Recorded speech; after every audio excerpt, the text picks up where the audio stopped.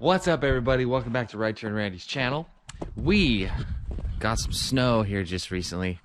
It's been pretty nasty. But today, we're going to be working on the Tide car. Actually, for this foreseeable future, we're going to be working on the Tide car. I have a lot of stuff to get done with that thing, and I actually have a goal that I'm going to want to meet for it. The Brickyard 400, which is, I don't think it's the Brickyard 400 this year, because I don't know if they're actually running 400 miles, but they're running it on the road course this year in Indianapolis. I would love to take that car to the Brickyard race. So the race is in August, and I'm going to start prepping for it right now. I've made a list of things that must be done to the car before I go, for safety reasons and for reliability on the road, so that it doesn't fall apart on me while I'm driving it. So I was a little surprised when I put the list together. There's actually not that many things on it to be able to have this car essentially roadworthy for a longer trip, because it takes about an hour and a half, something like that, to get down to Indianapolis from my house. So in this video, we're going to tackle just a few of the things from that list. We have the neutral safety switch, which is going to have to get, you can't even see it on there. The neutral safety switch is going to have to be hooked in down there. I'm also going to get a shift boot.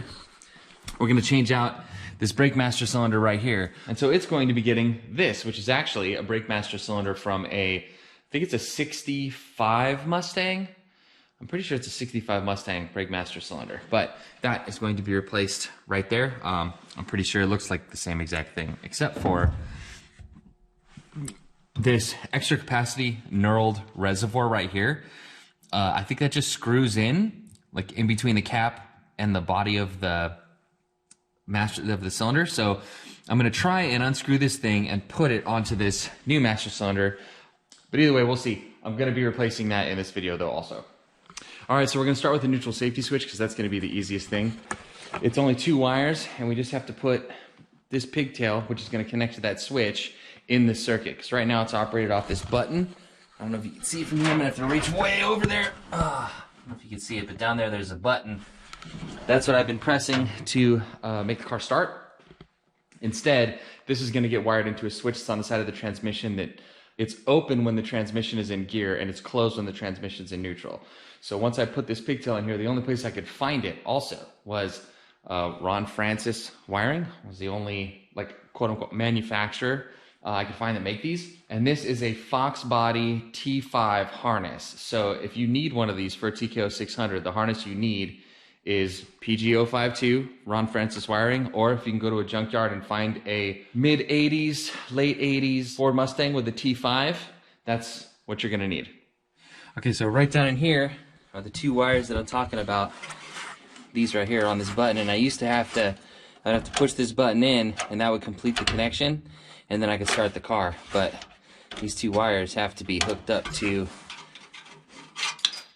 this switch right here.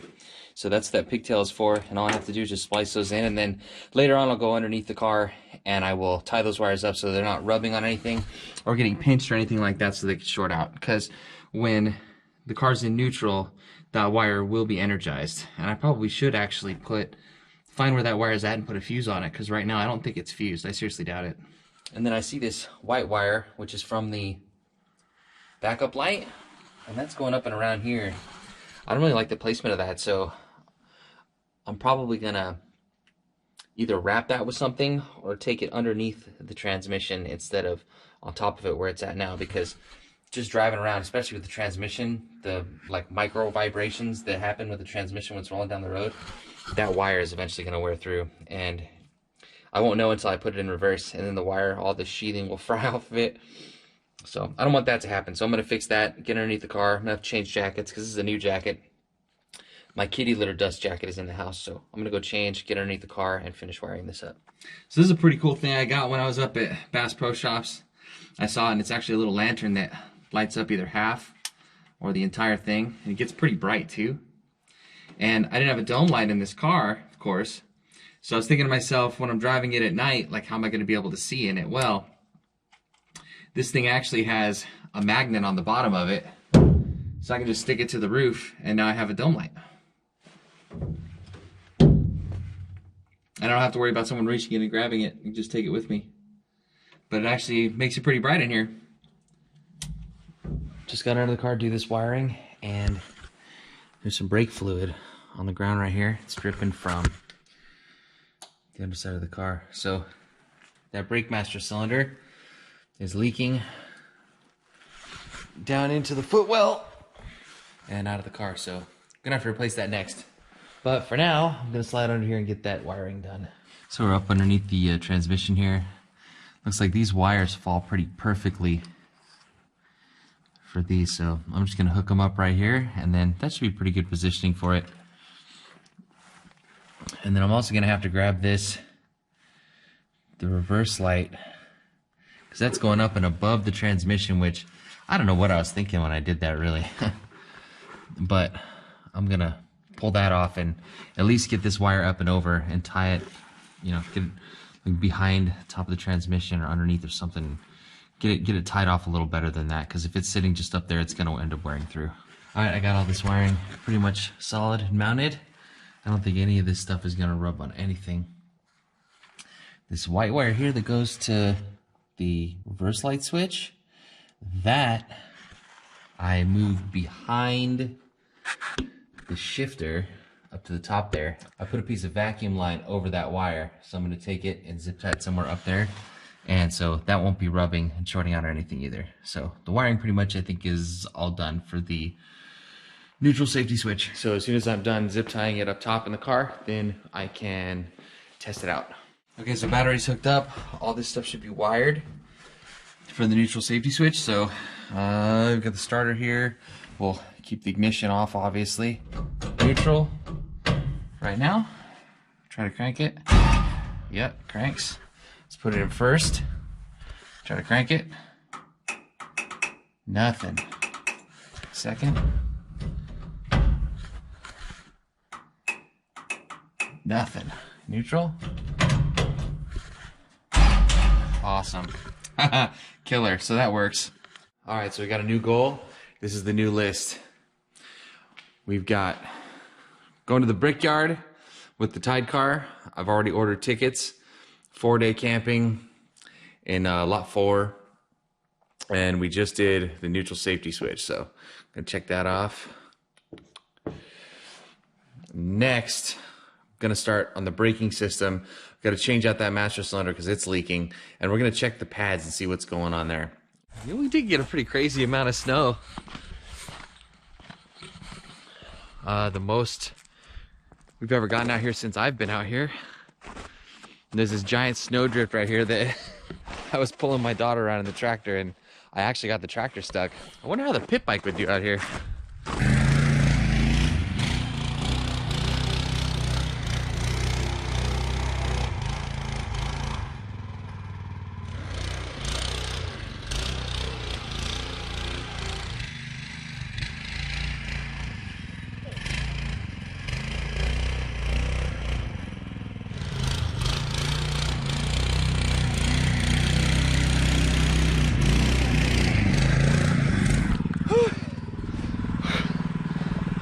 Not good. That's the answer to that question. That was actually pretty fun, but let's get this brake master cylinder out of here. Should be pretty simple. It's just the 2 bolts in the back there. The push rod should be attached to the pedal, I think, so it should be able to just pull the whole thing right out, and the push rod will come right out of the master cylinder, but I'll get that done right now. Well, this fitting came off really super easily. It was not torqued on there very hard at all. Got a cup down there, fits perfectly. A red party cup to grab everything that's dripping out of there. Brake fluid doesn't look too bad. Couple washers. And let's see if this thing will just come right out of here. Oh, it shot some out of there. Oh, crap. Huh. All right, so I got this sucker drained and up in the vise. I'm gonna see if I can get this reservoir off. Probably gonna need a pair of channel locks or something to try on that, and then I'll take this fitting off and take a look at the threads and see if we can possibly reuse that. All right, let's see.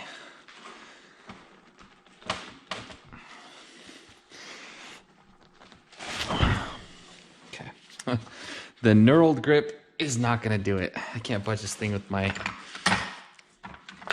hand, so I got an oil filter wrench. That seems like it's a good fit for this, so we'll see if this can do it.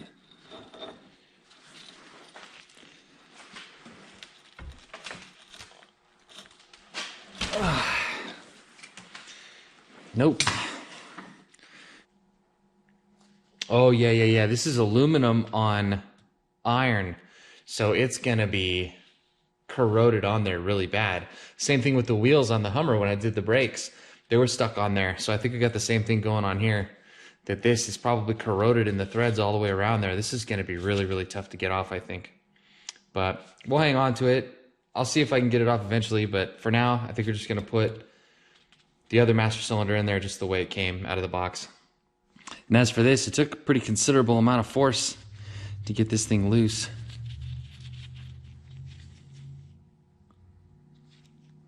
The threads actually look pretty good though. I think I might be able to reuse that. All right, so I've got the new master cylinder on. I tighten this up. It's not that tight though, and I don't like the way this is clocked because the line is gonna be rubbing. So what I'm gonna do is, I'm gonna take this off and this is already mounted on here, so it's good and solid. So I'm gonna take this fitting here and I'm gonna clock it all the way around, probably to about there. I don't wanna go another, like almost full turn. I wanna try and get it as close as I can because it gets tighter and tighter. I don't wanna risk cracking the housing or maybe destroying the fitting. Right now it's loose enough that I can move it with my fingers, like just pushing it like that. So I think I'm just gonna take it another 3/4 turn all the way around and it should be fine. Hopefully it's fine. So you gotta tighten it and then loosen it, then tighten it again. It goes a little farther, and then you loosen it again, and you just keep going around nice and easy like that. It's probably the wrong tool I'm using, but you just gotta make sure and not go too far too fast because you'll end up cracking the housing. I wonder how hot those threads are getting. Probably pretty hot. Okay, from here, I think I could probably just get it rest of the way. Right there is probably good. It'll be close enough, you know, keep this line away from everything else. It was not that tight, so I'm just gonna give it a little snug right there, and hopefully that'll be okay. Okay, so the new master cylinder is in. I used my vacuum pump to bleed it. The pedal is good and firm, but I'm going to pull it out of the garage to make sure it's all working.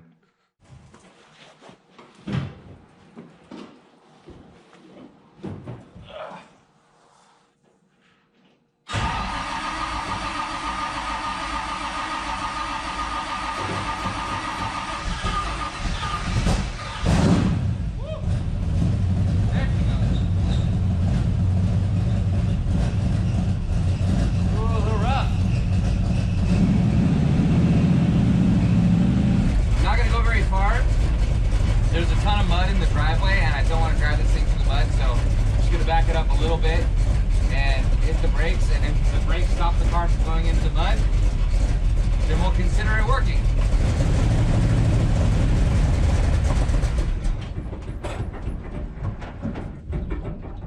Well, the brakes feel like they stop it pretty good, but the pedal feels really firm.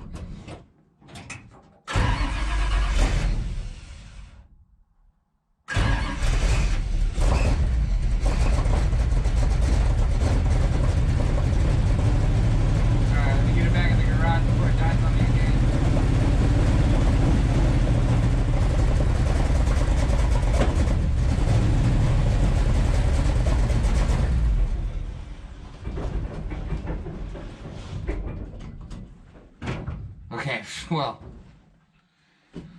the brakes feel like they work really well.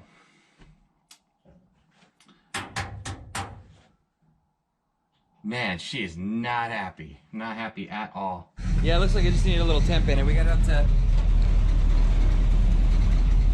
it's about 150 degrees right now, and it's sitting at 45, almost 50 PSI, and now it's doing quite a bit better.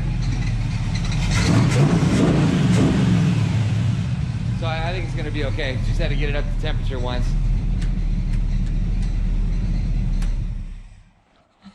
Whew. Okay, well, you know it runs. The brakes definitely work, and I can't see anything leaking anywhere. Okay, so onto the shift boot. I'm thinking that I could probably reuse this plate. I'm gonna have to get the boot out of there and probably cut this corner off. And then I think it'll just be able to slip it over, and then I can put the fabric underneath. I was thinking of using maybe this jacket right here. It's an old fleece jacket that I had. It'll at least get it to the point where I'll at least have that big hole in the floor covered up. So I'm gonna get started. Take this boot out of here. Looks like it's gonna be pretty easy because this fabric is so old that it is just ripping right off of there. So this boot is pretty much toast. Not gonna be reusing that.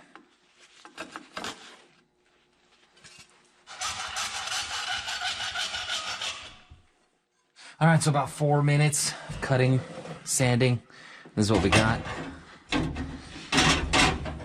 Now I figure I could just bolt that thing right there with the fabric underneath it and have it hang over. Get this all cut up, tightened up under there, and then I could just screw it in. And then this side will just sort of hang over there. Shouldn't be that big a deal. And then of course take up all the extra slack because there's a lot of extra fabric here. But then that at least will keep all of the noxious gases from coming up through there and keep me from dropping anything important down in there.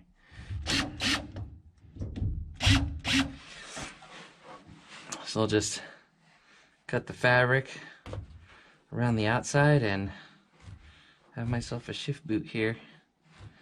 And then when this thing gets torn up or starts to rip or whatever, I could probably just pull this all out and then sort of make a template from it and then make the boot for whatever I want. I'll probably end up doing something better with this in the future though. Because fleece is not going to last very long, I'm sure. So I think this will do okay. Let's get a zip tie around here just to hold that into place. And then this is going to be kind of loose, but that's alright. It ain't going to get hung up on anything down there. And then this is just stuffed back behind that panel for now. I don't think that's going to come out. And if I really want to get it nice and solid, I could put it behind that bolt, but I'm just going to leave it just like this for now. It'll be okay. So now seems like about the right time to put something on the car that I've been waiting a long time to put on the car. And that's this. I registered my transmission and Tremec sent me this really cool white shift knob. I've had this sitting on my desk inside the house for so long now, and I'm so glad that I finally get to put it on. Pretty nice, dude. I love that it's white too. It's gonna go so great in there. Well, that looks pretty amateurish, but pretty sure it's gonna do the job. I do, man, that shift knob. I've been waiting so long to put that thing on, and it looks freaking cool. But even though it's not perfect, it is a shift boot and it's gonna work. So we can go ahead and cross that off the list. Shift boot, done. What the heck kind of check mark is that? I guess it doesn't matter that much. Braking system, master cylinder, done. So now I gotta check the pads and then we're done for February. So I'm gonna get this thing up in the air on that side and see what's going on with the brake pads because I hear a lot of grinding when I hit the brakes. So I wanna find out what that grinding is. All right, so we got the wheel off. Already I can see these are definitely the wrong pads for this. I don't think that they're supposed to be clocked in there like that. But looking at it from this angle, I can't see any way that it would be a danger. I mean, it's obviously worked so far. Eventually I want to get the right brake pads for it. I don't know if I'm going to get race pads or how I'm going to do that. This may not be correct at all, but I don't think I'd put it in the category of being dangerous. So, okay, I'll check the other four and then see if I can't find a model number or part number or something on these brakes. See if I can figure out what kind of pads they would use, what size pads they would use. If I can get a number off these brakes, I could call Wilwood and ask, see which ones will fit. Get a part number maybe. Back there, you can see it says left, what is that, left front? I can't even see it with 992. And then up at the top up there, it says left front 1. They're the only identifying markings on those calipers. So I figure I could probably go into here and just take some measurements. But I don't think it'll be necessary right now. I think the brakes have been working so far. So as long as the other ones are in as decent a shape as this, I'll just keep running them for now until I find the ones that fit. The brakes in the back are a little different from the front. They're certainly smaller, but they look about like the same style design. Now, when I went to check out the pads here, it looks like someone may have made a minor mistake putting them in. So I think I found my grinding issue. If you'll notice, that pad is put in backwards. Fully backward. That is... That's absolute absurdity. But on the flip side, looks like they're the right brake pads. I'm going to try and take this thing apart and maybe take that thing and just flip it over the way it's supposed to go. Yeah. Wow, dude. Wow. I am blown away by that. Dang, they've just fully had it in there backwards. That's insane. How? How did that even happen? Well, all right. Fixed now. All right, so I checked all the wheels. Aside from the one pad being backwards, the other side was correct. So I don't have to worry about that. Those pads in the back are the correct size. In the front, they're smaller. They're not the right size, but all four corners of the car have like full pad wear. Like they're brand new pads all the way around. But that is it. It's the last weekend of the month, and we've got all of this stuff done. All this stuff, tickets are ordered, neutral safety switch is done, the shift boot's done, and the braking system is checked, and it's gonna be okay, I'm pretty sure. And that is it for this video. Thank you guys so much for watching. Inching forward, making progress with the Tide car to get it to the Brickyard in August. Thank you so much for watching and sticking around, and I will see you next time.